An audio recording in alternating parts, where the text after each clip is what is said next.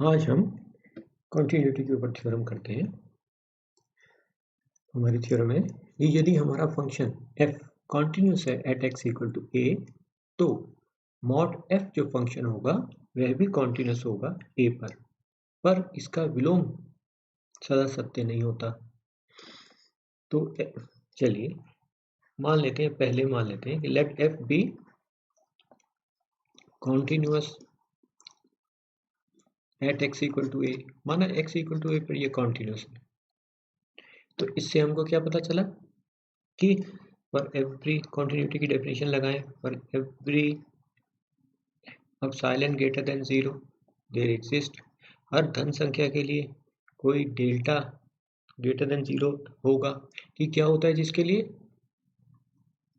Such that F x minus f a is less than epsilon. कब? जब mod of x minus a is less than delta. अब हम जानते हैं कि we know that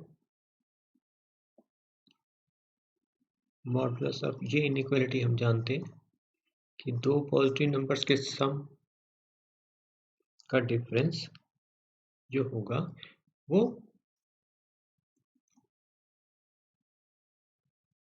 is less then this, दो numbers के बीच के डिफरेंस का मॉडुलस से कम या बराबर होगा, है ना, ये जानते हैं। तो इसलिए mod of f x minus mod of f ए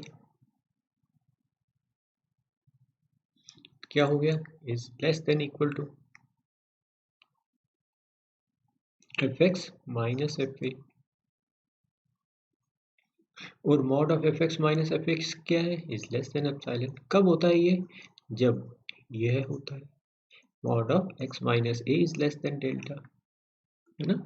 या अगर इसको कहें तो क्या लिख सकते हैं, mod of f x minus mod of f a is less than epsilon. कब? When mod of x minus a is less than delta, जो क्या बताता है कि मॉड एफ इज, ये जो हमारा फंक्शन है, is continuous at x equal to a. X equal to a पर यह कॉन्टिन्यूस होगा, है ना। पर इसका कन्वर्स जो है, कन्वर्स में consider the function F, consider function F, इस फंक्शन को कंसीडर करते हैं, एफ को डिफाइंड एज, इस तरह से परिभाषित है हमारा फंक्शन कि एफ एक्स जो है वो -1 ले लेते हैं, चलिए, when x is less than a, और this is 1 when x is greater than equal to a. तो अब अगर एफ एक्स हमारा ऐसा डिफाइंड है तो मॉड ऑफ एफ एक्स क्या होगा, 1 ही होगा हर एक्स के लिए। तो मॉड, इसका मतलब क्या हुआ, मॉड ऑफ एफ एक्स कैसा फंक्शन हो गया, मॉड ऑफ एफ एक्स कैसा फंक्शन हो गया, कांस्टेंट फंक्शन हो गया, है ना, कांस्टेंट फंक्शन हो गया। और कांस्टेंट फंक्शन कैसे होते हैं, कांस्टेंट फंक्शंस कॉन्टिन्यूस होते हैं। कांस्टेंट फंक्शन और कॉन्टिन्यूस, हर जगह ही कॉन्टिन्यूस होते हैं, जानते हैं ना, और कॉन्टिन्यूस एवरीवेयर, हर जगह कॉन्टिन्यूस एवरीवेयर होता है। इसका मतलब mod of f x is continuous, कि यह भी कॉन्टिन्यूस होगा, क्योंकि कांस्टेंट फंक्शन है, कांस्टेंट फंक्शन कॉन्टिन्यूस होते हैं, इसलिए mod of f x continuous होगा। पर एफ एक्स हमने जो डिफाइन किया है, तो left hand limit F function की हमारी ए पर, ए मतलब ए माइनस 0, क्या मिलेगी हमको, नहीं मिलेगी बराबर, आप निकाल के देखना, F A plus 0 right hand limit है, ये दोनों बराबर नहीं होती। इसका मतलब ये जो, यह जो लिमिट है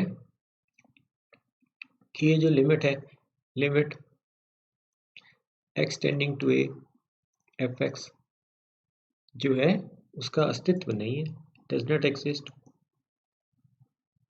इसका अस्तित्व नहीं है, डज नॉट एग्जिस्ट, कि ये विद्यमान नहीं है। तो इसलिए हमारा ये जो एफ एक्स फंक्शन है, F x is not continuous.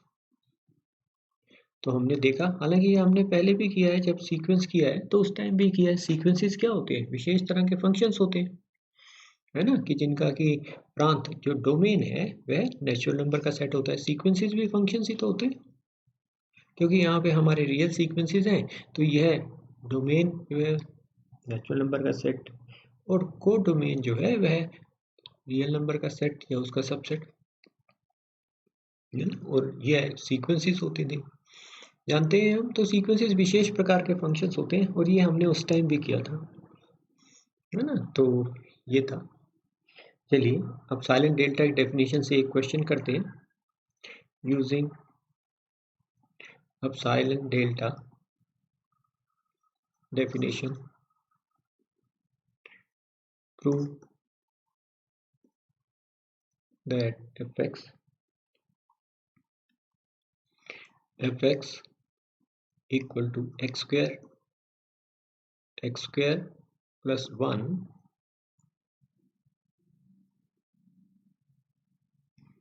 x square plus 1 is continuous at x equal to 2। x equal to 2 पर यह कॉन्टिन्यूस है, हमको दिखाना है ना। वैसे हम ये देख रहे हैं ये कैसा fx कैसा फंक्शन है, पॉलिनोमियल फंक्शंस है। और पॉलिनोमियल फंक्शंस अगर आपने किया हो क्वेश्चन को, तो पॉलिनोमियल फंक्शंस भी सभी जगह कॉन्टिन्यूस होते हैं। तो fx, चलिए अब हमको इसकी कॉन्टिन्यूटी देखनी है। तो कॉन्टिन्यूटी देखने के लिए क्या होता है कि इसकी जो लिमिट है, जो लिमिट वाली जो वैल्यू है, limiting value is same as इस वैल्यू एट, यहाँ पे भी कॉन्टिन्यूटी देख रहे हैं 2 पे, है ना। कहने मतलब हमको क्या प्रूव करना है कि limit x tending to 2 f x क्या है, एक्स स्क्वायर प्लस 1 किसके बराबर होना चाहिए, f2 के बराबर। f2 क्या है, f2 क्या है, 2 का स्क्वायर प्लस 1 5 इसके बराबर है। तो अब साइलेंट डेल्टा डेफिनेशन लगानी है। तो हमारे लिए पास क्या है, for every epsilon greater than 0, her epsilon के लिए कोई डेल्टा होना चाहिए ग्रेटर देन 0, कि क्या हो, such that F x minus f2 less than epsilon. कब, जब mod of x minus 2 is less than delta. अगर ये वाली बात होती है तो हम कहते हैं कि हमारा फंक्शन कॉन्टिन्यूस है। अब mod of f x minus f2 क्या है,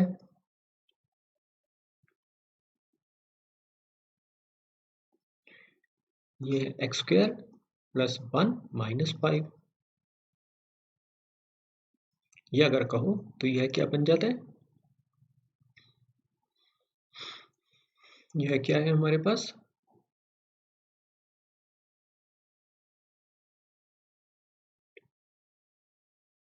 एक्स स्क्वायर माइनस 4, और इसके एक्स स्क्वायर माइनस 4 के फैक्टर बनाए तो क्या हो जाता है, x minus 2 into x plus 2, ये आ जाता है। अब हमको चाहिए, हमें क्या चाहिए कि यह एफ एक्स माइनस f2 जो है वो लेस देन एप्सिलॉन, एप्सिलॉन से छोटा होना चाहिए, अर्थात mod of x minus 2 into mod of x plus 2 less than epsilon. या अगर कहें तो mod of x minus 2 should be less than epsilon by mod of x plus 2। पर लेकिन यदि ये डेल्टा ले लें, अगर इसको डेल्टा ले लें, अगर इसको डेल्टा ले लें तो हम क्या देखते हैं, ये जो हमारा डेल्टा है एप्सिलॉन पे भी डिपेंड करता है और x पे भी निर्भर करता है। तो हमें ऐसा डेल्टा चाहिए जो खाली एप्सिलॉन पर डिपेंड करे, इस x पे ना करे। कंटिन्यूटी में, है ना।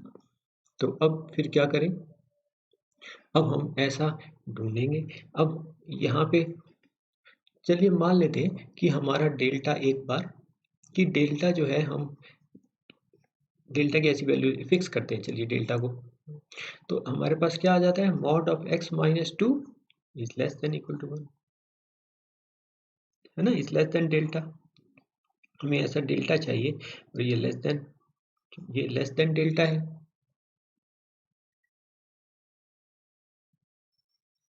ये है लेस देन डेल्टा और हमारे डेल्टा के ऐसे लेस देन इक्वल टू 1 हमने चुना है ना। तो कहने का मतलब क्या हुआ, mod of x minus two is less than 1। तो हमें तो mod of x plus two, ये रहा mod of x plus two चाहिए, तो mod of x two bound चाहिए हमें इसका। तो mod of x plus two को क्या ले सकते हैं, mod of x minus two plus 4, और ये mod of a plus b की फॉर्म में, this is less than equal to mod of x minus two plus mod 4। 4 तो पॉजिटिव है, तो मॉड 4 क्या होगा, 4 ही होगा। तो mod of x minus to क्या है, इज लेस देन 1, और ये 4 क्या है, दिस इज 5। तो ये क्या बन जाता है हमारा 5। कहने का मतलब क्या हुआ कि mod of x plus to हमारे पास क्या आ जाता है, इज लेस देन 5। तो 1 by mod of x plus to हमारे पास क्या आता है, हमें तो ये चाहिए ना, देखो mod of 1 by mod of x plus two. तो 1 by mod of x plus to और 1 बाई 5 में क्या रिलेशन है, अगर यह इससे छोटा है तो इसका उल्टा इससे बड़ा हो जाएगा, है ना। या अगर कहें तो ये क्या हो गया, ये क्या बन गया हमारे पास, 1 by 5 is less than 1 by mod of x plus to. और अगर इसको पॉजिटिव क्वांटिटी से मल्टीप्लाई कर दूं तो ये भी पॉजिटिव ही रहेगा,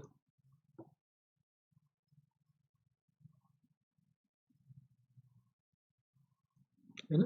अब epsilon by 5 is less than epsilon by this mod of x plus to.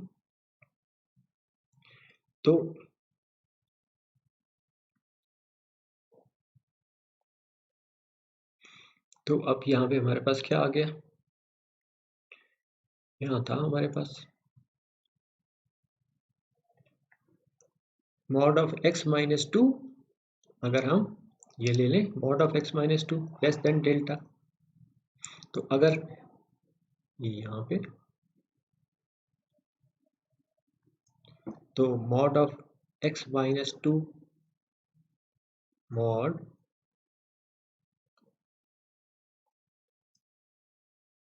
यहाँ पे mod of x minus two ले, तो हमारे पास क्या आ जाता है, लेस देन डेल्टा हमको चाहिए। तो अगर हम mod of x minus to delta, अगर डेल्टा हम इससे छोटा ले लें इस एप्सिलॉन बाय 5 से, तो ये क्या आ जाता है हमारे पास, this is less than epsilon by mod of x plus two, mod of x plus two. तो यह क्या बन गया हमारे पास, this is less than epsilon by mod of x plus two, है ना। तो अब यह बन गया हमारे पास। तो इससे अब हमारे पास क्या आ जाता है, देखो ये रहा mod of x minus to, आप कह रहे हो यहाँ पे ये आ जाता है। तो अब mod of x plus to हमारे पास, हमने पास क्या देखा, mod of x plus to क्या है, इज लेस देन, ये रहा 5,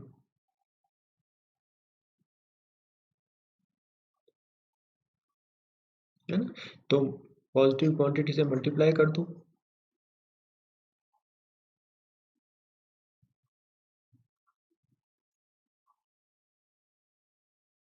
5 into mod of x minus to. अब 5 into mod of x minus to क्या है, 5 से इसको मल्टीप्लाई करें तो ये क्या आ जाता है हमारे पास, 5 into mod of x minus 2, ये रहा 5 into mod of x minus 2 is less than epsilon. और 5 into mod of x minus 2 क्या है? 5 into mod of x minus 2 क्या है? Is less than epsilon, is less than epsilon. तो इससे क्या बना हमारे पास? ये बन गया कि ये वाली चीज क्या थी? Mod of fx minus f2 mod of ये fx minus 2 is less than epsilon, is less than epsilon कब?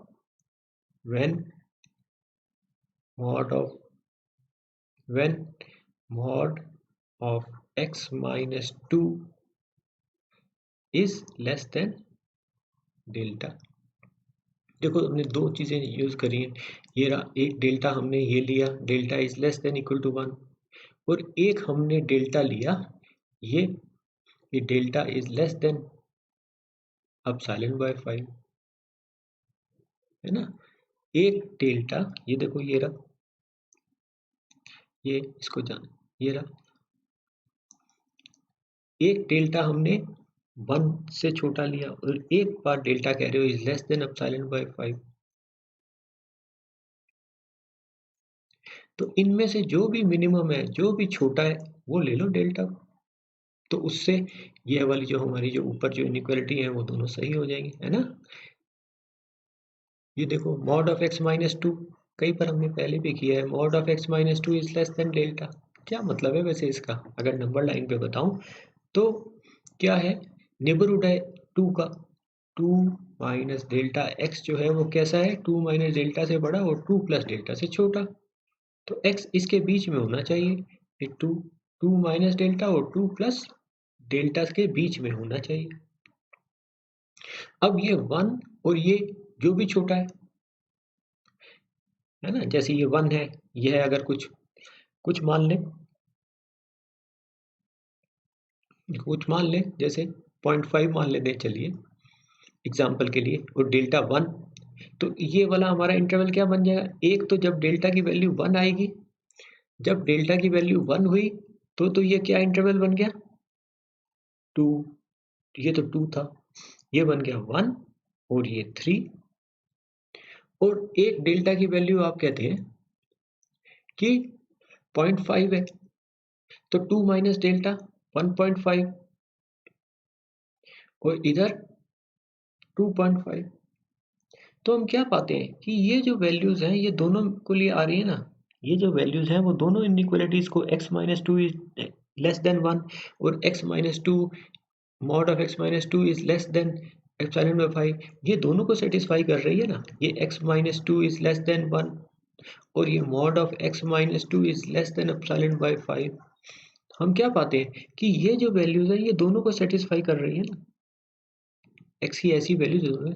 कहने को मतलब हमको डेल्टा चाहिए था, एप्सिलॉन हमारे पास है, हमको डेल्टा चाहिए था, तो हमने ढूंढ लिया कि ये डेल्टा, ऐसा डेल्टा ले लो कि ऐसा डेल्टा ले लो कि हम पाते हैं कि जिसके लिए क्या है, x की उन वैल्यूज के लिए ऊपर वाली हमारी इनइक्वालिटी जो है वो सेटिस्फाई होती है ना। fx minus x2 is less than epsilon, ये हमने डेल्टा ढूंढ लिया।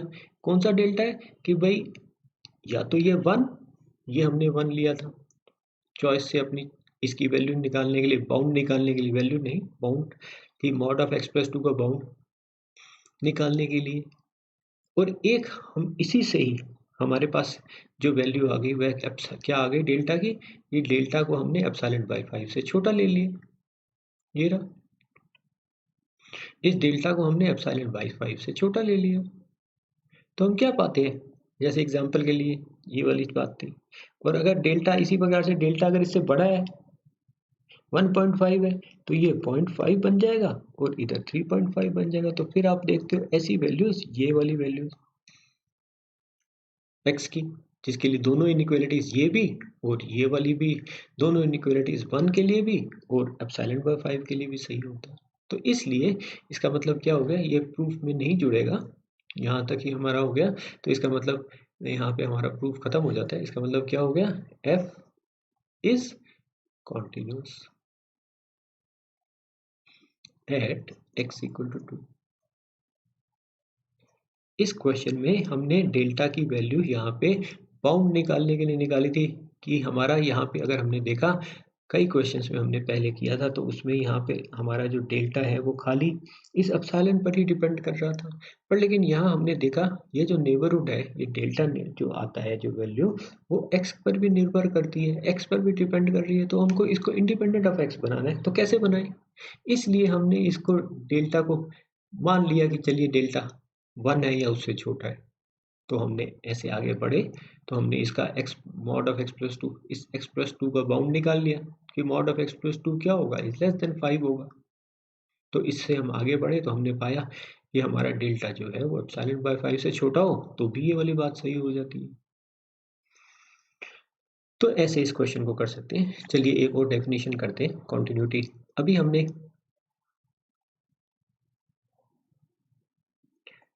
अभी हमने जो डेफिनेशन करी थी वो एप्सिलॉन डेल्टा डेफिनेशन कॉन्टिन्यूटी की करी थी, या कॉशीज डेफिनेशन भी कहलाती है। कॉशीज डेफिनेशन ऑफ कॉन्टिन्यूटी भी कहलाती है। डेफिनेशन ऑफ कॉन्टिन्यूटी, कॉन्टिन्यूटी बढ़ रहे हैं इसलिए कॉशीज डेफिनेशन ऑफ कॉन्टिन्यूटी, है ना। कॉशी डेफिनेशन कंटिन्यूटी क्या है कि हर एप्सिलॉन ग्रेटर देन 0 के लिए आप जानते ही हो कि हर एप्सिलॉन के लिए, हर धन संख्या एप्सिलॉन के लिए कोई धन संख्या डेल्टा होगी। There exist delta greater than 0, जिसके लिए क्या होता है कि such that fx minus fa is less than epsilon. कब? व्हेन, जब x minus a is less than delta, है ना। जानते हैं, हमने पढ़ा है। एक डेफिनेशन हो रहा है वो कहता है, हाइनेस्ट डेफिनेशन कहलाती है कंटिन्यूटी की। वो कहता है कि if f is continuous, f is continuous at x equal to a, if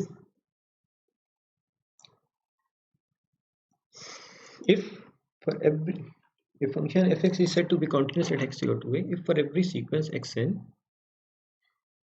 if for every sequence xn converges to a, mod of fn, if for every sequence xn converging to a, fxn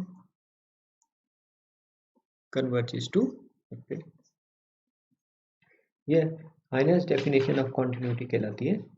क्या है definition कि हमने ऊपर देखा epsilon delta definition, यहाँ पे ये जो कॉन्टिन्यूटी की डेफिनेशन है ये हाइनेस्ट डेफिनेशन ऑफ कॉन्टिन्यूटीज कहलाती है। HEINES, हाइनेस्ट डेफिनेशन ऑफ कॉन्टिन्यूटी, है ना। डेफिनेशन ऑफ कॉन्टिन्यूटी यह सीक्वेंस के ऊपर डिपेंड करती है, सीक्वेंस की तरह, सीक्वेंस से लेकर हमने इसको डिफाइन किया हुआ है। हाइनेस्ट डेफिनेशन ऑफ कॉन्टिन्यूटी, है ना। क्या कहता है, फंक्शन जो है हमारा कॉन्टिन्यूस होगा कब, यदि xn कन्वर्ज करती है, कोई सीक्वेंस xn है जो डोमेन में, इस फंक्शन f के जो डोमेन है उसमें अगर xn कोई सीक्वेंस हमारी कन्वर्ज करती है a को, और यदि fxn वाली सीक्वेंस fa को कन्वर्ज कर जाए तो ऐसे फंक्शन f को कॉन्टिन्यूस कहते हैं, है ना। तो अब इससे हमें आसानी हो जाती है। देखो हमने ये पढ़ा कि xn a को कन्वर्ज करता है, कॉन्टिन्यूटी की डेफिनेशन, तो fxn fa को कन्वर्ज करता है।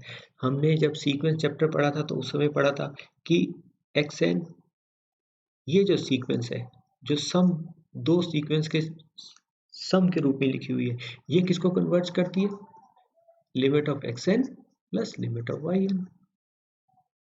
तो अब इसमें भी अगर हमारे पास जो ऊपर हमने जो फंक्शन की जो कॉन्टिन्यूटी की जो डेफिनेशन लिखी, तो उसमें भी अगर हमारा f फंक्शन कॉन्टिन्यूस है, g फंक्शन कॉन्टिन्यूस है, तो हम देख सकते हैं कि ये अगर हमारा फंक्शन f कॉन्टिन्यूस है तो xn, हमने यहाँ पे पढ़ा हमारा फंक्शन कॉन्टिन्यूस है, तो इसका क्या मतलब है कि when xn converges to a then fxn converges to fa। तो अब इसी प्रकार से g is continuous at a, इसका मतलब क्या हुआ कि ये जो सीक्वेंस है gxn this converges to ga, है ना। तो अब ये हमने पढ़ा है कि limit of fxn plus gxn, ये दो सीक्वेंसेस हैं, ये किसको कन्वर्ज करेंगी, limit of fxn plus limit of gxn। ये हमने पहले सीक्वेंस जब पढ़ा था उस समय पढ़ा था, है ना, कि अगर यह fxn कन्वर्जेंट सीक्वेंस है, सॉरी f अगर कॉन्टिन्यूस फंक्शन है तो इसका मतलब क्या है, अगर xn a को कन्वर्ज करता है तो fxn fa को कन्वर्ज करता है ना। g कॉन्टिन्यूस है a पर, तो xn अगर a को कन्वर्ज करता है तो gxn g को कन्वर्ज करता है।